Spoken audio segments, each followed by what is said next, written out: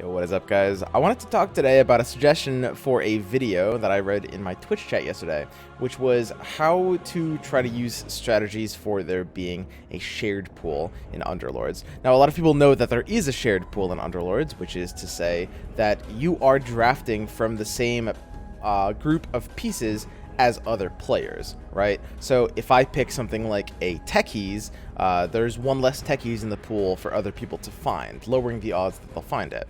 That's something that's fairly basic to the idea of Underlords, but there's a lot of interesting strategies that actually come from that, and how exactly all that works.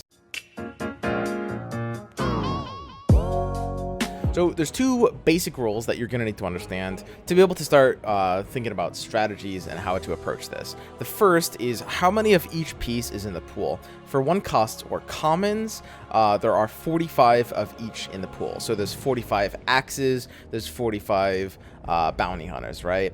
For 2 costs or uncommons, there's 30. For 3 costs or rares, there's 25. For 4 costs or epics, there's 15. And for 5 costs or legendaries, there's only 10. Right? So what this means is, you know, if I have 8 legendaries, like if I have 8 enigmas, there's only 2 enigmas left in the pool, which makes it impossible for anybody but me to have an enigma level 2. The second rule, and this is very important, that I think a lot of players don't know, which is that how the distribution works is that it will roll for rarity on your pack.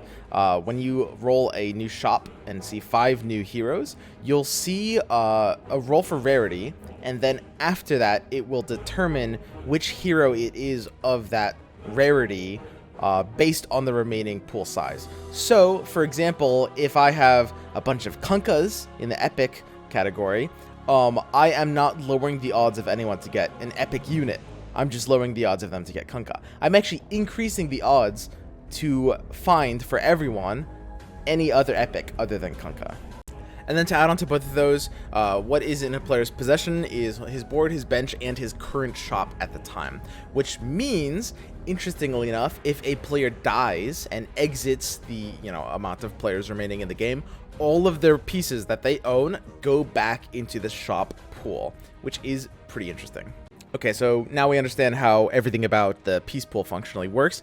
What are the tips? Okay, so tip number 1, going off of what I was just saying, when a player dies, their pieces go back into a pool. You got to be aware of, who's dying at what times. If someone's on a similar build as you, and maybe they're at really low health, you could actually wait a few rounds before rolling to try to increase your odds at getting their pieces, which are the pieces that you want. Tip number 2, so people that realize that heroes exist in a shared pool will obviously be trying to not go on the same strategy that too many other people are going. Like if you see 3 other people stacking knights, you probably don't want to be in knights. But the most important thing to understand about this is different alliances or different strategies will have slightly different carrying capacities. What I mean by that is that different alliances can fit a certain number of other people on that alliance depending on what you're going for. I would say this mostly applies if you as a player are thinking about trying to go for 3-star units, which cost 9 individual component units to assemble. So for example, with a build like Assassins, I think Assassins is a competitive build, but you're going to want to go it probably when no other player is going Assassins. When I say Assassins, I mean like the 6 Assassin build, because a large part of why Assassins work and what they're built around is getting a couple of 3 stars, typically like a 3-star Slark and a 3-star Queen of Pain. Right? These are kind of your essentials, and if there's 2 people both going for them, you're going to be blocking each other. Whereas for something that's not so much trying to assemble 3 stars, like for example something like Hunters, it's going to be a lot easier for 2 people easily to coexist on the same build.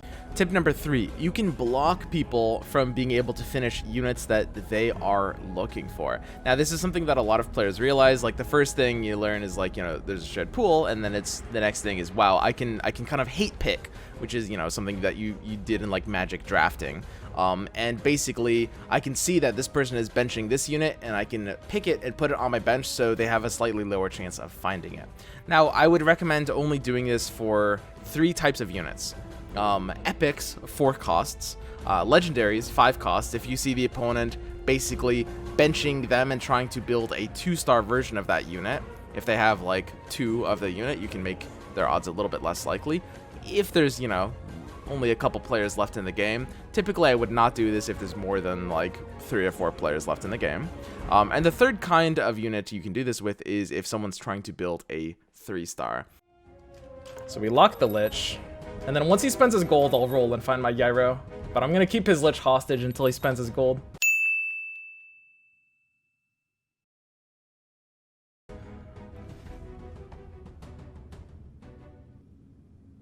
Okay, he spent it. Let's go.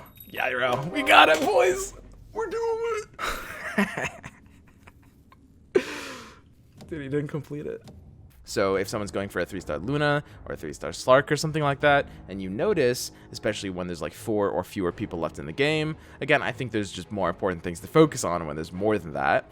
But if you notice, you can really block them out of it. And this is actually really, really important for sometimes closing out games. And this is something that's very useful, especially when you are, 3 players left. That's the point when people are like kind of spending all their gold, even like the players that have had, the ability to play greedy the entire game, and you can just destroy their rolls.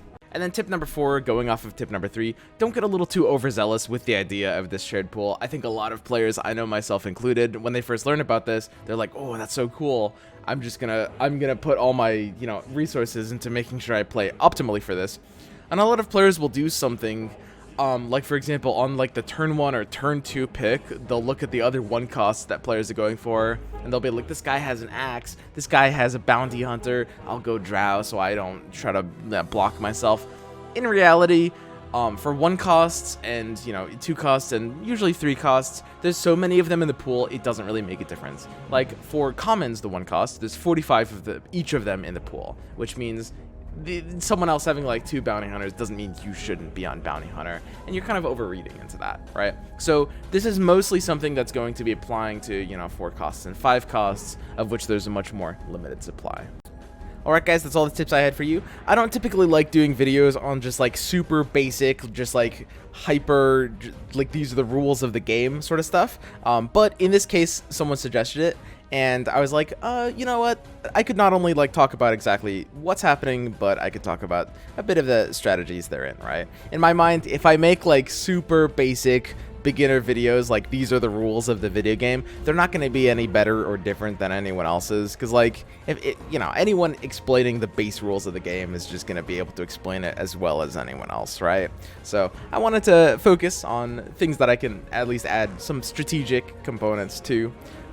If you had any ideas for videos that you might want me to make, go ahead and put them in the comment. It feels so weird saying put them in the comment section, and I'll look them over, and we'll have a look, see if we can get any more videos going, because there's a lot out there that I want to talk about. Underlords is a very interesting game, and there is tons and tons to explore. Very much depth. Alright guys, that's gonna be it for me, and I will see you guys next time.